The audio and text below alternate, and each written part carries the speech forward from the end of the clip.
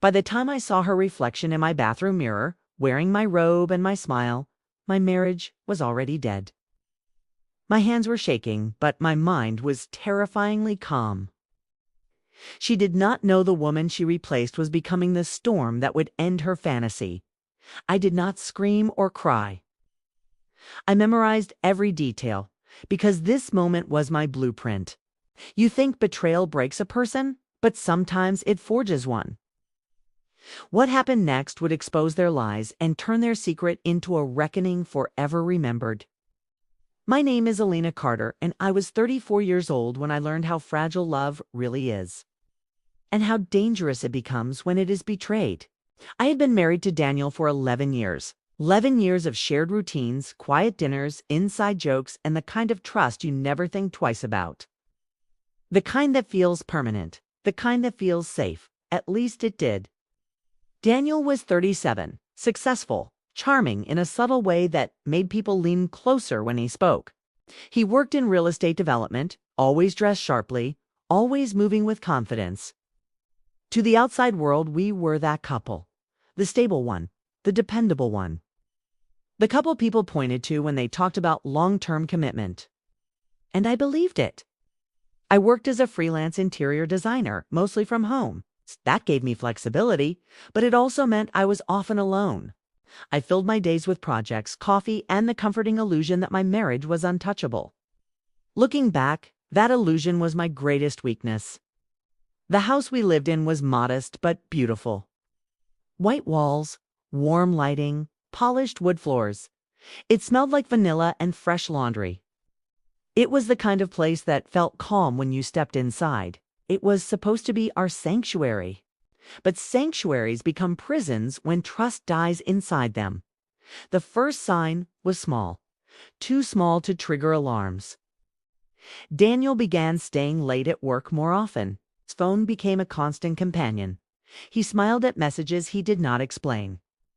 When I asked, he said it was work stress, deadlines, negotiations. I believed him because believing was easier than doubting. There is something terrifying about how betrayal begins quietly. Then came the emotional distance. He kissed my cheek instead of my lips. He stopped asking about my day. His laughter felt rehearsed. His hugs felt rushed. I told myself marriages go through phases. I told myself not to overthink. But deep down, something had shifted, like a floorboard creaking beneath my feet before collapsing. One night, I asked him directly if something was wrong. He smiled and said I was imagining things, that I was being sensitive, that I was tired. And just like that, he planted the seed that I was the problem. That was the first injustice. Weeks passed, and the tension grew thicker. I noticed how he guarded his phone, angling the screen away from me. I noticed how he showered the moment he got home. I noticed how he smelled different sometimes, like a floral perfume that was not mine. I should have confronted him harder. I should have demanded truth. But part of me was afraid of what honesty would destroy. Then there was her. I did not know her name yet. I did not know her face, but I felt her presence. She existed in the way Daniel looked through me, in the way he avoided my eyes, in the way his voice softened when he answered certain calls. I began to feel invisible inside my own marriage. And invisibility is a powerful form of disrespect. The first time I truly suspected, my heart raced so hard I had to sit down. Daniel left his laptop open on the dining table while he went to shower. I saw a message preview pop up. Just a few words, enough to make my breath stop. Last night was perfect. Not signed, not explained. My fingers hovered over the keyboard. My body felt frozen. I did not open it. Fear won that moment. But curiosity was already sharpening its claws. From that day forward, I started paying attention differently. I listened more. I watched more. I stopped trusting words and started trusting patterns. And patterns never lie. The injustice was not just the betrayal. It was the deception, the gaslighting, the way I was made to feel unreasonable for sensing what was already real. The way my loyalty was being used against me. I was not just being cheated on. I was being rewritten as the villain in a story where I was the victim. That realization changed something in me, because once you see that kind of manipulation, you cannot unsee it. And once you stop seeing yourself as powerless, you start becoming dangerous. If you have ever trusted someone with your heart and watched them betray you, this story is for you. Hit the like button and subscribe, because what you are about to hear is not just about heartbreak. It is about strength, strategy, and justice. Stay with me until the end, because the way this betrayal was answered will leave you breathless. Daniel did not become cruel overnight.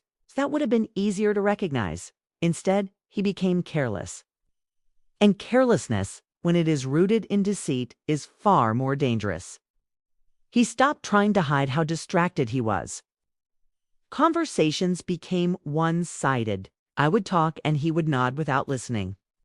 Sometimes I would pause mid-sentence just to see if he noticed. He never did. His eyes stayed glued to his phone, his thumb moving in slow, deliberate motions, as if he were typing something that mattered more than me.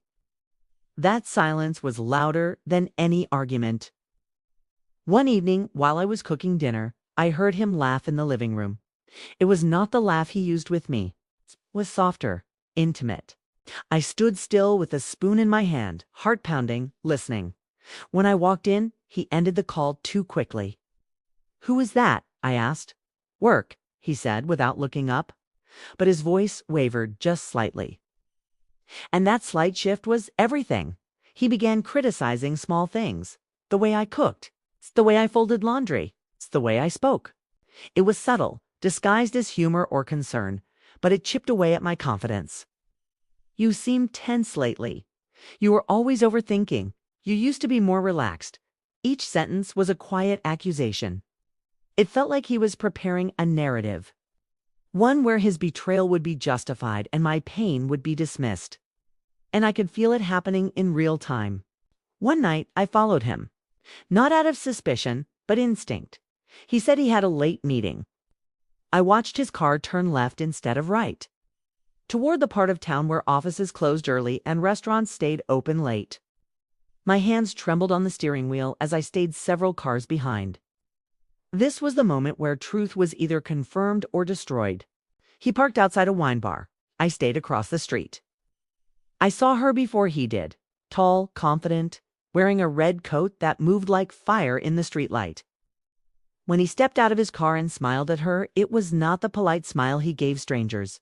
It was familiar. Practiced, they embraced, not quickly, not casually. Intimately, my chest tightened so hard I thought I would stop breathing. I watched them walk inside together like they belonged to each other, like my existence had already been erased. I did not follow them in. I could not.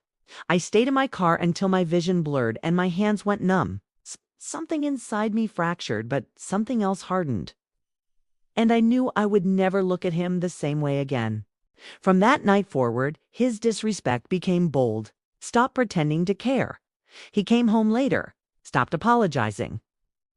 When I asked where he had been, he responded with irritation, like my concern was an inconvenience. "You do not trust me anymore," he said once. As if trust had not been destroyed by his actions. That was when I realized he was trying to shift guilt onto me. The gaslighting intensified. He told me I was imagining things, that stress was affecting my judgment, that my insecurities were damaging our marriage. He was creating a version of reality where his betrayal was invisible and my pain was the problem, and I was supposed to accept it.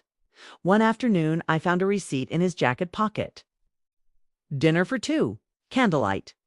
The date matched a night. He told me he was working late.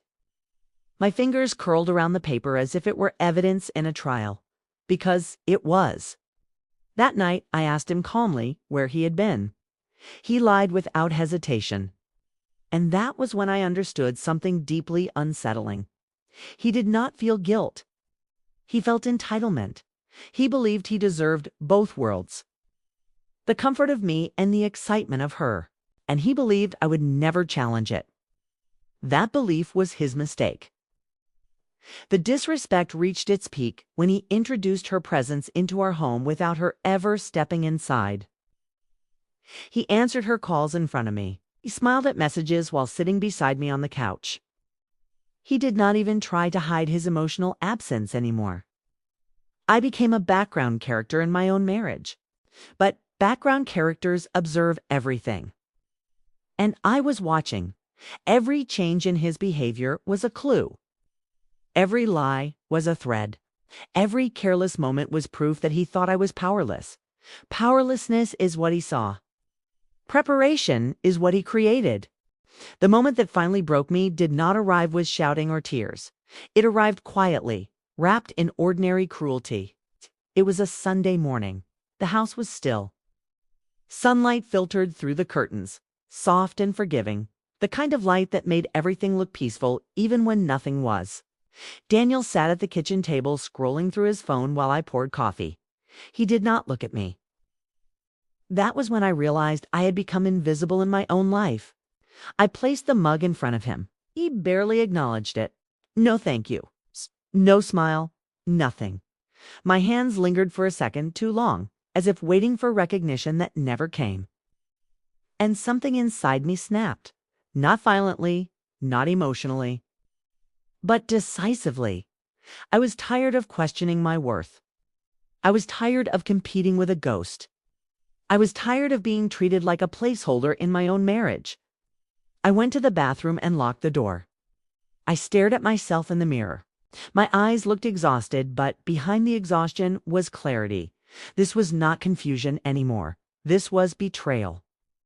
And betrayal deserved an answer. I whispered to my reflection, "You are not weak." The words felt strange, but powerful. That was the moment I stopped wanting explanations. I started wanting control. Later that day, Daniel left his phone on the couch. For the first time, I did not hesitate. My hands were steady when I picked it up. My heartbeat was calm, almost eerily so. The lock screen opened easily. I already knew his pattern. I had memorized it months ago without realizing why. What I saw confirmed everything: messages, photos, voice notes, plans, intimacy that had been stolen from me and handed to another woman like a reward. She called him my love. He called her my escape. That word burned. Escape from what? From loyalty. From responsibility? From me. I scrolled until my vision blurred, but I did not stop. I needed to understand how deep the betrayal went. How intentional it was. How calculated. And then I saw something that shifted everything. They were not hiding anymore. They were planning. Talking about trips. Talking about a future. Talking about me like I was an obstacle, not a human being. My chest tightened. Not with heartbreak, with rage. He was not just cheating. He was replacing. I was being erased from my own story. I placed the phone back exactly where it had been and walked away. My legs felt heavy, but my mind was razor sharp. I did not confront him. Not yet. Because confrontation would give him control. Silence gave me power. That night, I lay beside him and listened to his breathing. Every inhale felt like theft. Every exhale felt like deception. I imagined how easily he could lie with his body relaxed, his conscience untouched. And I understood something terrifying. He would never stop unless forced. The next morning, I opened my laptop and created a new folder. I named it Evidence. That single word changed everything. I began documenting screenshots, dates, times, locations, patterns, focused, each. Focused, each piece of proof was not just confirmation, it was ammunition. And I was building an arsenal. I started seeing Daniel differently. Not as my husband, but as an opponent.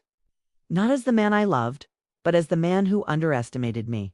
That underestimation would become his downfall. I rehearsed conversations in my head.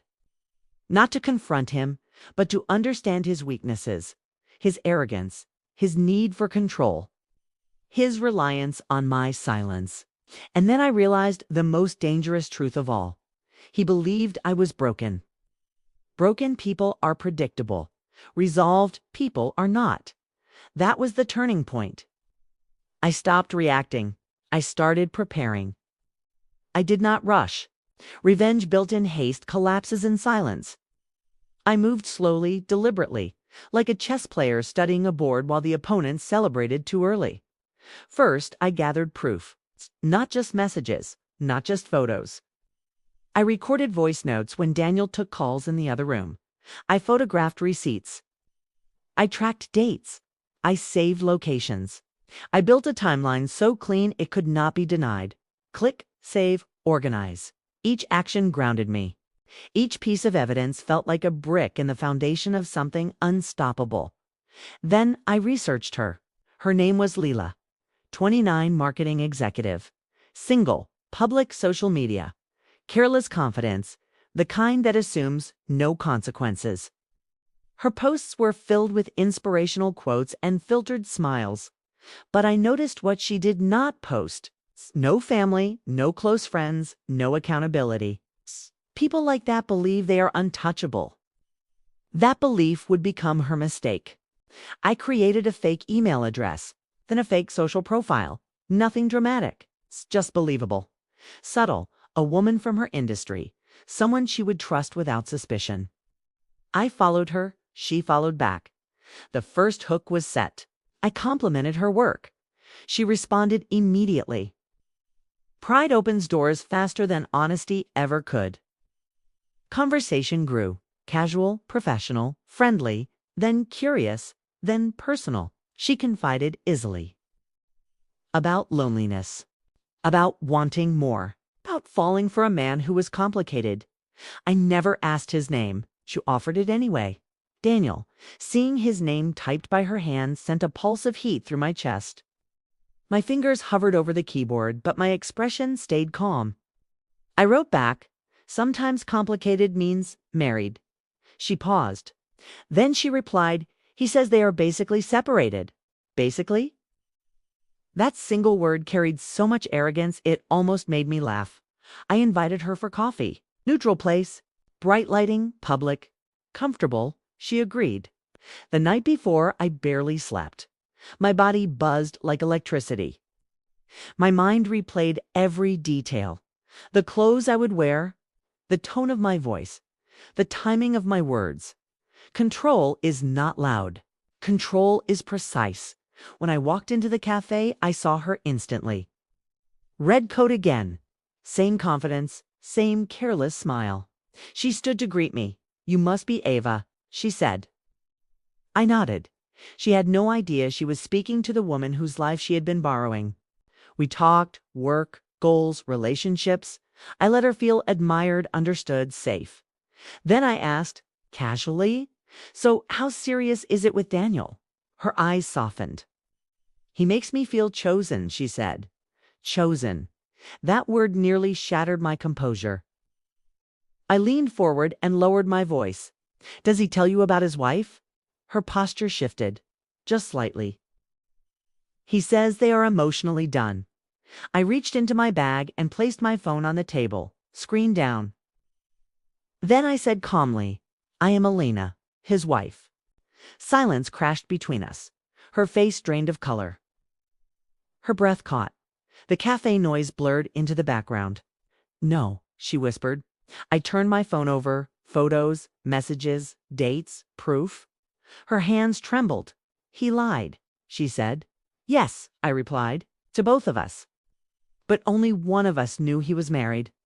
She tried to speak, failed. Tried again, I did not know. Now you do. I stood, and now you are part of it. I left her there, shaking, surrounded by truth she could not escape. But I was not finished. That night, I confronted Daniel, not with anger, with calm. I met Lila today, I said. The color vanished from his face. His mouth opened, closed, opened again. You went behind my back, he said. The audacity almost impressed me. No, I replied. I walked into your lies. I placed my folder on the table. Evidence, printed, organized, unarguable. His hands shook as he flipped through it. You planned this, he whispered. Yes, I said. And now you will live with it. Daniel did not beg at first. He stared at the pages like they were written in a language he had never learned. His fingers trembled as he turned each sheet, and with every movement, the illusion of control he had carried collapsed further. The room was silent except for the soft sound of paper brushing against paper. That silence was louder than any argument we had ever had. "You cannot use this," he finally said. His voice was hollow. I tilted my head slightly. "You already used it. You just did not know I was watching." His jaw tightened. His shoulders slumped. For the first time in months, I saw fear in his eyes. Real fear. The kind that comes when a person realizes they are no longer the one holding power. "You are going to destroy me," he whispered. I inhaled slowly. The air felt lighter than it had in years. "No," I said. "You destroyed yourself. I just documented it." He reached for my hand, but I stepped back. The gesture felt desperate, almost pitiful. That was when I knew I had already won. Days later, the consequences began unfolding publicly. I sent copies of the evidence to his workplace anonymously. Policies were strict. Ethics mattered. Affairs with potential conflicts of interest were not tolerated. He was placed under investigation. Watching his confidence unravel was surreal. The man who once walked with certainty now avoided eye contact. His phone rang constantly. His voice cracked when he answered, and I felt nothing but calm. Lila called me. Her voice shook. "He told me you were lying," she said. I paused before answering. Then he lied again. Silence followed. "I feel stupid," she whispered. I closed my eyes briefly. It's not in sympathy, but in acknowledgement. "Stupidity is continuing when truth is visible," I replied. She never contacted me again. The final moment came at a mutual gathering, professional event where Daniel had once been admired, where his charm had worked effortlessly. He entered the room already defeated. People whispered. Glances lingered. Conversations stopped when he passed. The atmosphere shifted like a storm gathering pressure. Someone asked him directly, "Is it true?" His lips parted. No sound came out. And that was the moment his image collapsed.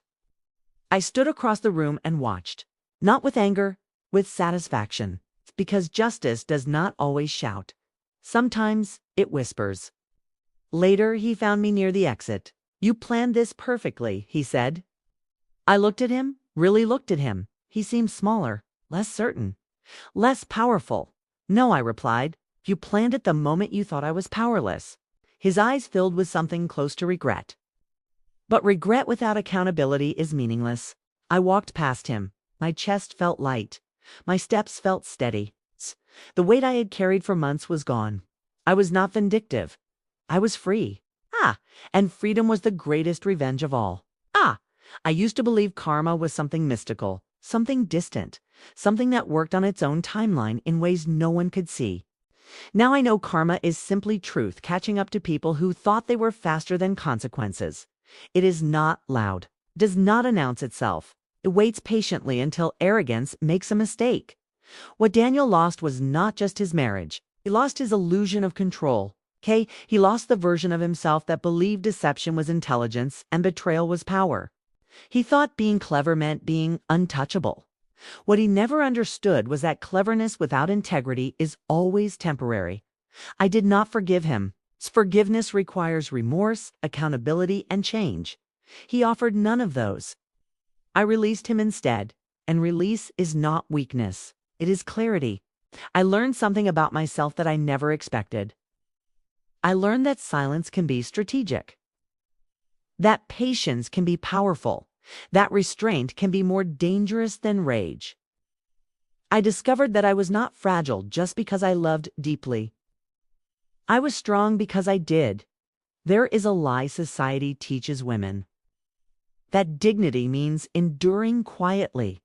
That strength means tolerating betrayal gracefully. That justice is something only courts and laws can deliver. That is not true. Justice begins the moment you stop accepting disrespect. I did not scream. I did not beg. I did not collapse. I observed. I prepared. I acted. And that was enough. Lila faded from my life completely. I do not wish her harm, but I also do not offer her absolution. She made choices with limited information, but once she had truth, her responsibility began. Growth is not about intention. It is about accountability. I moved forward differently after everything. Slower, more deliberate, less willing to compromise my intuition. I learned that love must feel safe to be real. That trust must be mutual to be meaningful. That loyalty is not a sacrifice. It is a standard. I stopped chasing closure. I started creating peace. Some people think revenge is about destruction. It is not. It is about restoration. Restoring balance, restoring dignity, restoring self-respect. I did not ruin Daniel. He revealed himself, and I refused to protect him from his own reflection. That is what empowerment looks like. Not cruelty, not bitterness. Just refusal to carry the weight of someone else's dishonesty. My life became quieter afterward, not empty, calm. The kind of calm that only comes when you stop negotiating with betrayal. I redesigned my home. I changed the scent from vanilla to cedar and citrus. It felt cleaner, stronger, like a new chapter that did not apologize for existing. I began trusting myself again. That was the real victory. Trusting your own perception after being gaslit is revolutionary. Every time doubt tried to creep in, I reminded myself of the evidence, of the discipline, of the control I had shown when chaos would have been easier. I was not lucky, was prepared. And preparation is power. Some people will hear this story and call it revenge. Others will call it justice. I call it alignment. My reality finally matched my worth. I did not become cold. I became honest. I did not become cruel. I became selective. I did not become bitter. I became aware. There is no apology owed to those who benefited from your silence. There is no obligation to protect the reputation of someone who disrespected your existence. And there is no shame in choosing yourself after being chosen last for too long. I walked away with my dignity intact, with my voice reclaimed, with my story rewritten. That is not revenge. That is freedom. If this story made you reflect on your own strength and boundaries, hit the like button and subscribe. Share in the comments a moment when you chose yourself instead of staying silent. Your story might be the reminder someone else needs to reclaim their power.